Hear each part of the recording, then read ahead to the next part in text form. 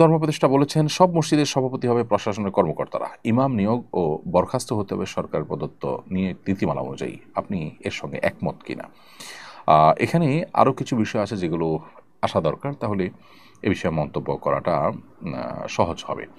প্রথমত, আমি যতটুকু জেনেছি যে মসজিদগুলোতে সরকারি বেতন ভাতা চালু করার সুপারিশ করা হয়েছে। যেহেতু সরকার টাকা পয়সা খরচ করবে মসজিদ ইমাম সাহেবদের জন্য, ইমাম মুয়াজ্জিনদের জন্য বেতন ভাতার বিষয়টা যখন আসছে, তখন সেখানে সরকারি কর্মকর্তাদের ইনভলভেশনের বিষয়টাও আসছে। কিন্তু বিভিন্ন গণমাধ্যমে যেভাবে দেখেছি যে জেলা পর্যায়ে ডিসিগণ এবং উপজেলা পর্যায়ে ইউনোগণ তারা মসজিদের সভাপতি হবেন পদাধিকার বলে, এই প্রস্তাবনা কোনো অবস্থাতেই গ্রহণযোগ্য নয়। এবং এটা আমি আশা করব ধর্মোপদেষ্টা মহোদয় এবং সংশ্লিষ্টরা বিবেচনা করবেন এটাকে পরিবর্তন করবার বিষয়ে।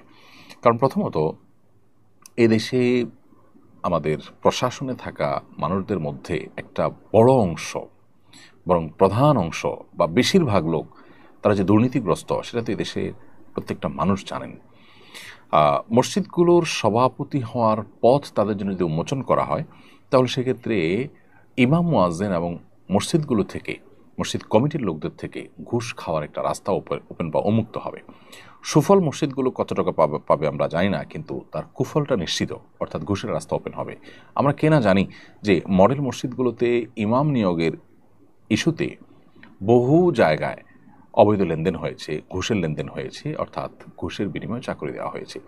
অতএব সমস্ত মসজিদগুলোতে যখন সরকারি প্রশাসনিক কর্মকর্তাকে এভাবে ইনভলভ করা হবে, তখন সন্দেহাতীতভাবে ঘুষের একটা রাস্তা ওপেন হবে। এক, দ্বিতীয়ত, এমনিতেই মসজিদে ইমাম সাহেবরা সঠিক কথাটা বলতে পারেন না।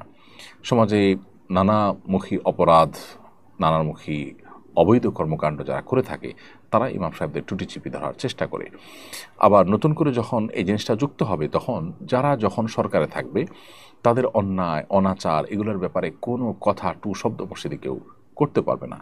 বরং দেখা যাবে যে ইউনো ডিসিদের নিজেদের কোনো গায়ে পড়ে কোনো সমালোচনা হতে পারে এরকম কোনো বিষয় ইমাম সাহেবরা খতিব সাহেবরা কথা বলতে পারবে না। অর্থাৎ তাদের উপরে খড়গহস্ত হবে এবং তাদের অধিকার খর্ব হবে, তাদের স্বাধীনতা নষ্ট হবে এর ফলশ্রুতিতে।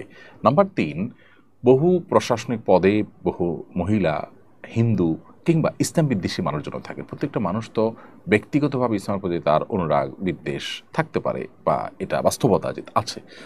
অতএব এরকম মানুষজন পদাধিকার বলে যখন মসজিদের সভাপতি হয়ে যাবেন, তখন দেখা যাবে যে মসজিদ এর উপরে তাদের কর্তৃত্ব, এটা মসজিদের জন্য ভালো কিছু বয়ে আনবে না, এবং এটা একটা বিব্রতকর পরিবেশ তৈরি করবে তাদের জন্য। তো সব মিলিয়ে আমার মনে হয় এই প্রস্তাবনাটা একেবারেই অগ্রহণযোগ্য।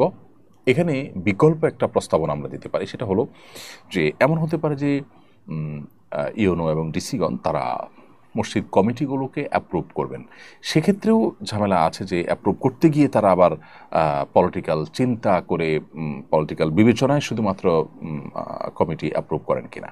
তবে তাদের ইনভলভেশন যদি থাকে একান্ত, সেটা যাতে কোনোভাবে মসজিদের সাধারণ যে গতিপথ আছে সেটা যেন বন্ধ না করে, রুদ্ধ না করে, সে বিষয়টিকে চূড়ান্ত করতে হবে, নিশ্চিত করতে হবে। তা না হলে এটা ভালো জিনিস হবে না। এর বাইরে এমনি ইমাম নিয়োগের বিয়োগের যে নীতিমালা করা হয়েছে, সেটা সন্দেহাতীতভাবে একটি ভালো উদ্যোগ।